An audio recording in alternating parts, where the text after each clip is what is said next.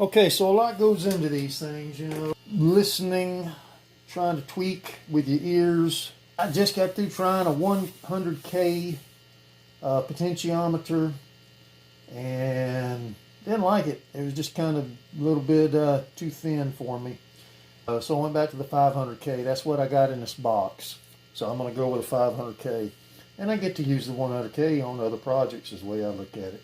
Dialed it in earlier, thought it was sounding stellar. So I got this thing wide open, you know, relatively low noise now this time. So I did a little bit of tweaking on the breadboard and compared schematics. And I think I'm going to settle with what I got here and just finalize my schematic. It's looking good. Let's listen to the thing. Got plenty of sustain. Like a tone bender should have.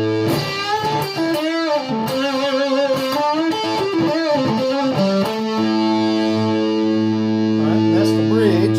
Now I'm going to put it on the neck.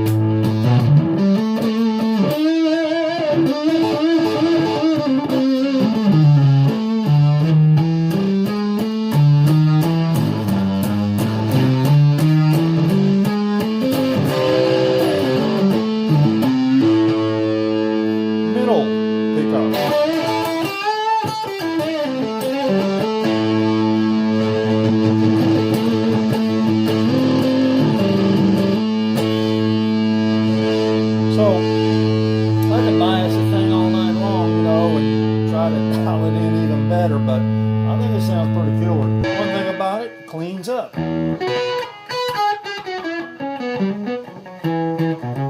It's a little sputtery.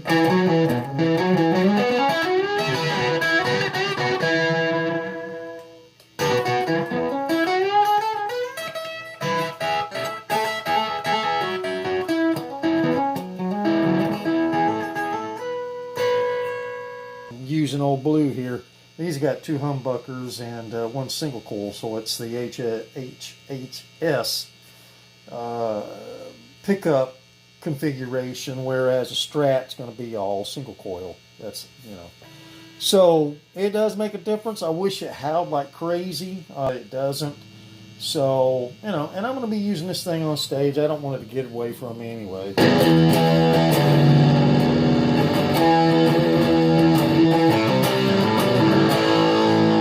It really is responsive.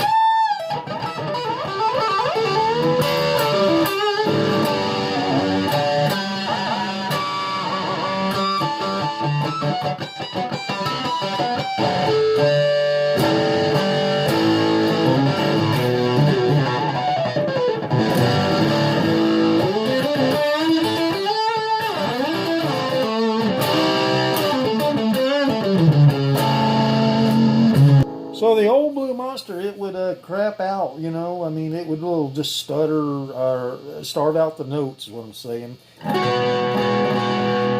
It just really rings for days, cleans up nice.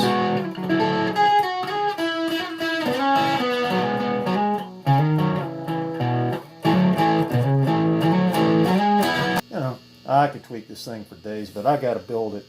So, and I'm sure it's going to go through many, many changes before it's in this box. So, as far as the tweaking but, you know, settling on a schematic and believing in it's the best it can be is one step towards it all. Okay, I found something that's quite interesting. That's a way I'm going to channel switch, like an A channel and a B channel. So I'm going to A-B this pedal. It's going to be pretty interesting. Next to it is what was the tone pot originally. I may have to tweak that, but that's going to be an interesting voyage there. I have to do a lot of reading on that one. But what it does is, if I engage, say, channel A, I can control the volume of channel A. And on channel B, it'll be unaffected. So it's like a boost. So I have a boost built into this thing.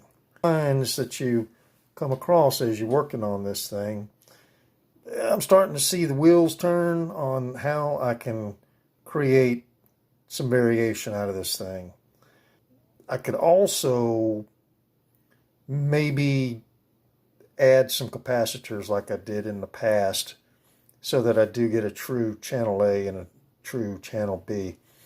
But one great feature now is the fact that I can do this channel switching and it will act as a boost, because it is frustrating to get your solos to cut through sometimes. And actually, when you're done with the solo, you need to be able to reduce the volume.